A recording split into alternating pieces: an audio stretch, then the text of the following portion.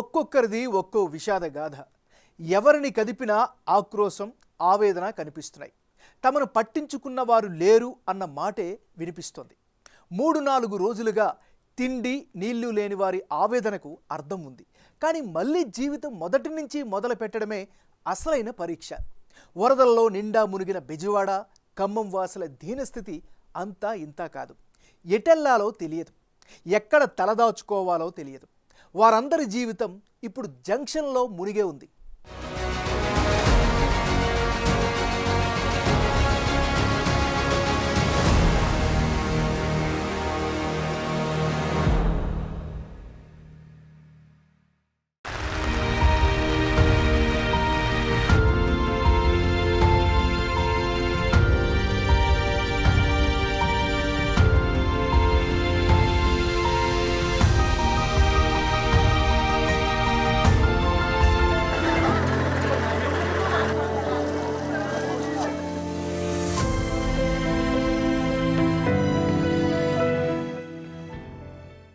వరద నీటిలో పిల్లలను ఎత్తుకున్న తండ్రులు, వృద్ధులను భుజానికెత్తుకుని ఇంకొందరు, బాలింతలు, గర్భిణులు, దివ్యాంగులు, వ్యాధిగ్రస్తులు. ఒక్కరేమిటి, అంతా ప్రాణాలు అరచేతిలో పెట్టుకుని రోజులు లెక్కపెట్టిన వాళ్లే. అప్పుడే పుట్టిన పిల్లలు కళ్ళు తెరుస్తూనే భూమ్మీద చూసింది ఈ వరద విలయాన్నే. నరకం నుంచి బయటపడే మార్గం లేక ప్రత్యక్ష నరకం చూసిన వారి బాధలెన్నో కళ్లకు కడుతున్నాయి. టైర్లు, ట్యూబులు, థర్మాకోల్ షీట్లే ఆధారం చేసుకుని బయటపడ్డ వారెందరో ఇలా 3-4 కిలోమీటర్లు పీకల్లోతు నీటిలో నడుచుకుంటూ బయటపడ్డవారున్నారు. నీటిపై తేలియాడే వస్తువు ఏది కనిపించినా సరే వాటిని పట్టుకుని బతుకుపై ఆశతో, చావుతో పోరాటం చేసిన వారి దీనగాథలు ఒక్కొక్కటిగా వెలుగు చూస్తున్నాయి. ఈ పరిస్థితి ఇలా ఉంటే దొరికిందే సందనుకుని ఛార్జీల భారం మోపి పీడించుకు తిన్నవారు ఉన్నారంటున్నారు.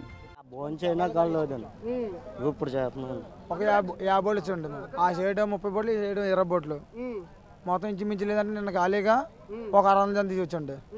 ఈ రోజు 2 నుంచి కొంచెం మాకు బోట్లు వెళ్ళడానికి అవకాశం లేదండి. బోట్లు పెద్దవి కదా, వెళ్ళడానికి అవకాశం లేదు. మొత్తం చేసిందల్లా రాజులు తీసుకొచ్చా చేసాము, రాజించక కొంచెం తీసుకున్నాంటే అంటే బోట్లు అవకాశం లేదు కదా. నీరు తగ్గిపోయింది, తగ్గిపోలే ఆగమంటే కొంచెం మా ఆధార్ వచ్చారు రావడం. వచ్చిన తర్వాత ఇక్కడ జనాలకి అవకాశం మాకు ఇవ్వలేదు. బోట్లు దించడం కూడా చాలా మందికి ఉండిపోతే మళ్ళీ చిన్న టూపులే కదా, ఆ టూర్ మీద వెళ్ళండి. ఆ స్టూల్ కూడా మా వాళ్ళు కూడా వెళ్ళి చేసేయాలండి సహాయం. అంతవరకు మనం చేసింది. బెజవాడపై బుడమేరు, ఖమ్మంపై మున్నేరు దూసిన వరద కత్తి కంటి మీద కునుకు లేకుండా చేసింది. ఎన్నో జీవితాలను వరద పాలు చేసింది. పప్పు, ఉప్పులు, బియ్యం, నూనెలు ఇలా అన్నీ వరదల పాలయ్యాయి. ఆఖరికి గిన్నెలు కూడా లేవు. సర్టిఫికెట్లు పోగొట్టుకున్న వారెందరో. చెప్పాలంటే ఇప్పుడు వరద బాధితుల జీవితం సున్నా అయింది. తల్లులకు తిండి లేదు, పిల్లలకు పాలు లేవు. రోజుల తరబడి ఇదే పరిస్థితి.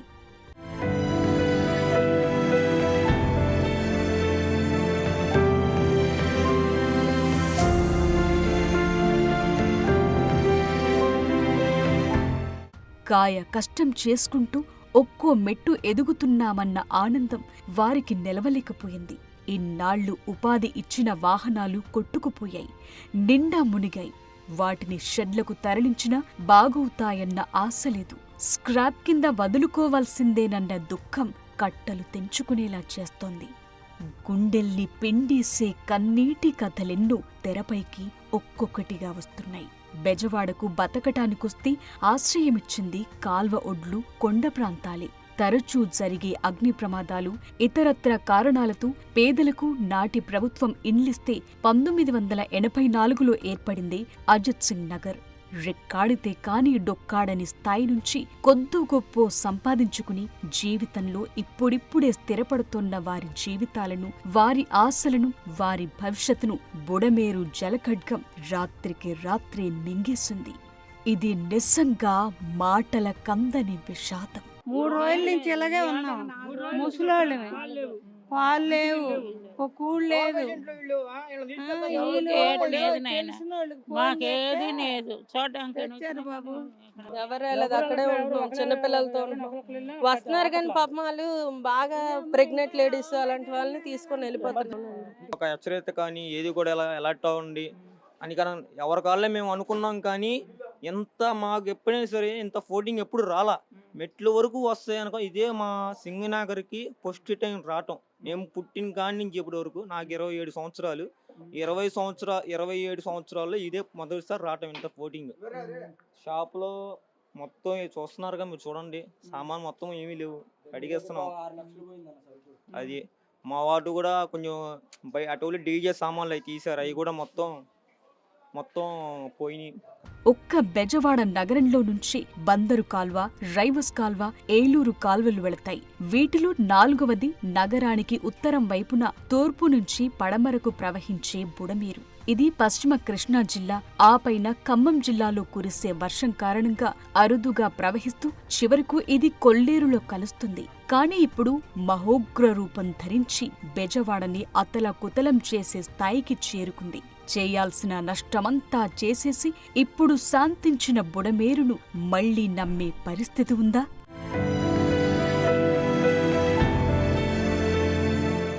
ఆహారం, వాటర్ బాటిల్స్ పంపిణీలో బలమున్నవారే తీసుకున్నారు. మహిళలు, చిన్నారులు, పిల్లల పరిస్థితి దయనీయంగా మారింది.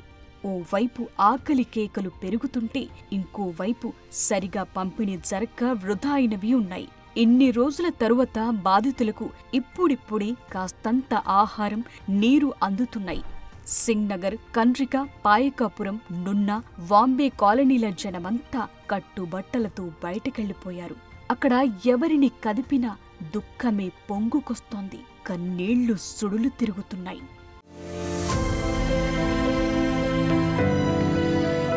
పైనోళ్ళు ఆశ్రయిస్తే కూర్చున్నాము, కనీసం ఎవ్వరు రాలా, బోట్లు రాట్లా, ఏమి రాట్లా, చచ్చినా బతికినా ఇంకా ఇప్పుడు ఇంతేనండి. 20 మంది ఉన్నాం మొత్తం, పైన 3 ఫ్యామిలీస్ ఉన్నాయి మొత్తం. ఇక్కడేమో 2 ఫ్యామిలీస్ ఉన్నాయి, వాళ్ళు ఒక్కళ్ళు కూడా రావట్లేదు, అరుస్తున్నారు, అటు నుంచి అట్టే వెళ్ళిపోతున్నారు అందరూ.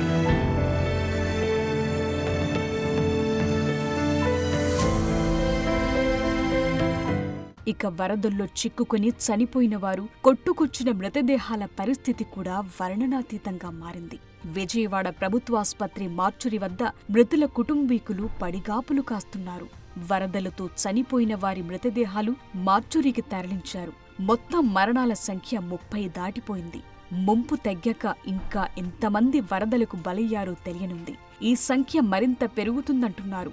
ఇప్పటికీ చనిపోయిన వారిలో పిల్లలు, మధ్య వయస్కులు, వృద్ధులున్నారు. బాగా స్పీడ్గా వచ్చేసింది, ఏం తీసుకోవడానికి కూడా అవకాశం లేకుండా పోయింది. మాకు మొత్తం కొట్టుకుపోయినాయి, ఏమీ లేవు. 3 రోజుల నుంచి నీళ్ళల్లో ఉన్నాం. బాగా ఎవరో మేమే వెళ్ళి తెచ్చుకుంటున్నాం, ఎవరు వచ్చి మా ఇచ్చిన వాళ్ళు లేరు. 2వ రోజు మాత్రం వచ్చి దగ్గరికి వచ్చి ఇచ్చారు, కానీ ఫస్ట్ రోజు అక్కడికి వంతుని దగ్గరికి వెళ్ళాం. 4 అడుగుల దాకా వచ్చింది. బీరువాల బట్టలు అన్ని పాడైపోయినాయి, పాములు కూడా వచ్చినాయి, డబ్బులు బియ్యం అన్ని తడిచిపోయినాయి. అసలు మాకు వండుకోవడానికి కూడా లేవు.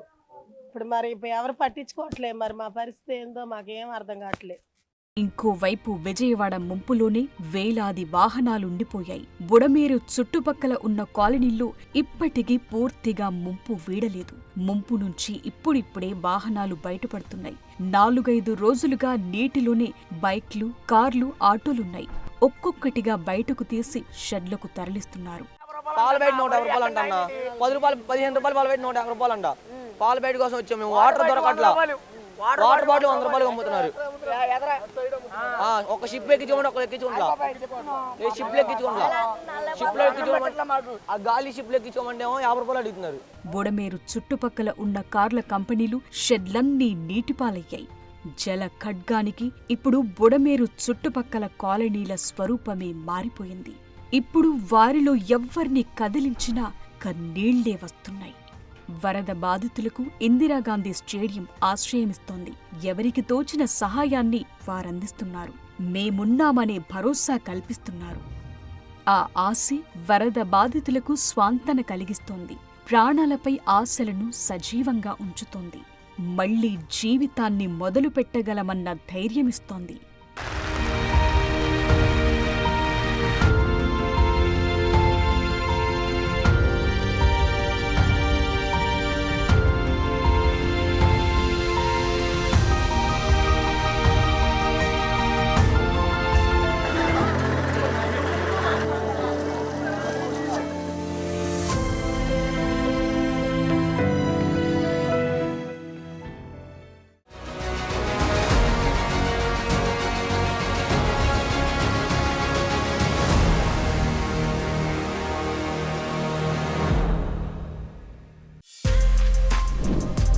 For more videos like this, subscribe Big TV channel.